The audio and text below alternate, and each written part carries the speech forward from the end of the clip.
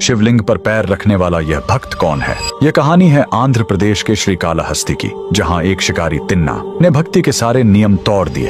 तिन्ना भोले भाले थे, उन्हें शास्त्रों का ज्ञान नहीं था, लेकिन एक दिन जब उन्होंने जंगल में एक शिवलिंग को देखा तो उन्हें लगा कि यह उनका भगवान है और यह अकेला भूखा है। तिन्ना ने उसी पल शिव को अपना भगवान मान लिया। वह दिन भर जंगल में शिकार करते और शिकार से लौटने के बाद रात के गहरे अंधेरे में शिवलिंग के पास आते थे। तिन्ना की भक्ति अनोखी थी। वह स्वर्णमुखी नदी से मुंह में पानी भरकर लाते थे और शिवलिंग को नहलाते थे और खाने के लिए खुद शिकार करके सबसे बढ़िया मांस अर्पित करते थे। मंदिर के पुजारी सुबह सुबह आते तो देखते शिवलिंग पर मांस के टुकड़े और जूठन पड़ी है। पुजारी कन्नप्पा की इस अपवित्र पूजा से बहुत दुखी थे और बार बार मंदिर साफ करते थे। उन्होंने दुखी होकर भगवान से गुहार लगाई कि यह घिनौना काम कौन कर रहा है। तब एक रात भगवान शिव ने पुजारी को सपने में दर्शन दिए और कहा, घबराओ नहीं, कल तुम छिप कर देखना, मैं तुम्हें उस भक्त की सच्ची भक्ति दिखाऊंगा। अगली रात पुजारी छिप कर देख रहे थे। कन्नप्पा अपनी रोज की तरह पूजा करने आए। तभी शिवलिंग की दाईं आंख से अचानक खून बहना शुरू हो गया। कन्नप्पा घबरा गए। उन्होंने जड़ी बूटियां लगाई, लेकिन खून नहीं रुका।